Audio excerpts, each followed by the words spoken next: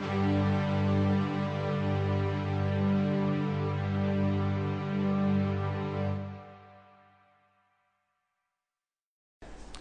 entrepreneur UC Onliners.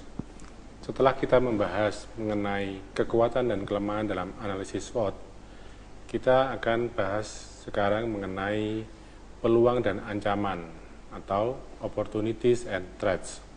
Sebetulnya kalau tadi kita telah membahas tentang kekuatan dan kelemahan, itu berarti adalah hal-hal yang ada dalam internal usaha kita.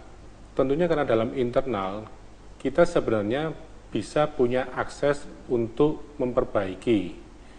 Namun berbeda dengan kondisi di luar kita atau lingkungan eksternal yang bisa menjadi ancaman atau mungkin juga peluang. Barangkali ada orang yang mungkin tidak suka dengan kata ancaman tapi mengartikan sebagai tantangan. Namun lingkungan di luar ini seringkali tidak bisa kita kendalikan. Berbeda dengan lingkungan yang ada di internal kita. Tentunya lingkungan itu dianggap merupakan ancaman jika keadaan atau perubahan yang terjadi di luar usaha kita memberikan dampak negatif. Jadi misalnya membuat turunnya omset penjualan atau mungkin prospek usaha juga menjadi tidak menentu, itu adalah merupakan ancaman. Berbeda misalnya ketika perubahan-perubahan yang ada di luar usaha kita itu malah memudahkan. Nah, itu bisa menjadi sebuah peluang. Sebuah analisis yang kita bisa pakai untuk mengetahui peluang dan ancaman itu adalah dengan PESTEL analisis, yaitu PESTEL merupakan singkatan dari politik, environment, kemudian sosial, kemudian teknologi, ekonomi, dan juga legal atau hukum. Nah, dari aspek politik, tentunya itu akan mempengaruhi usaha. Memang ada politik yang sifatnya nasional, bahkan ada yang sifatnya global.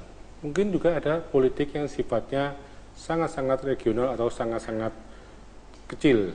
Nah, ini bisa mempengaruhi usaha kita. Demikian juga masalah lingkungan. Itu bisa juga memberikan dampak yang positif maupun yang negatif. Kalau kita bicara sosial, perubahan gaya hidup akan juga memberikan peluang, tapi sekaligus juga bisa memberikan sebuah ancaman. Teknologi juga sama.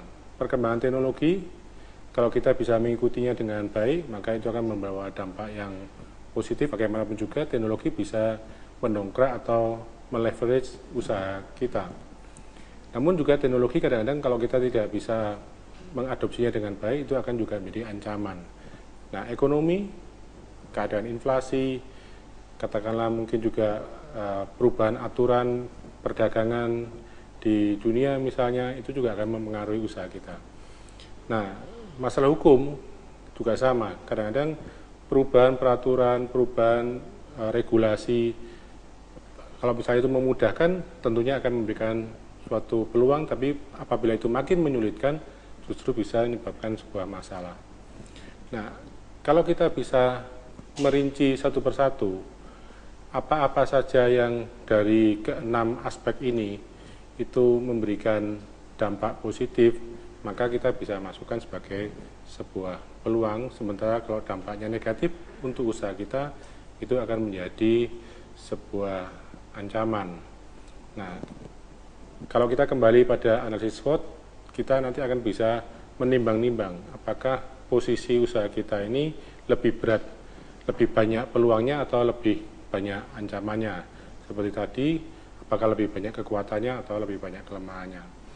Nah, nantinya dari semua ini kita akan pelajari untuk video pembelajaran berikutnya mengenai bagaimana strategi jika kita mempunyai kondisi-kondisi tertentu.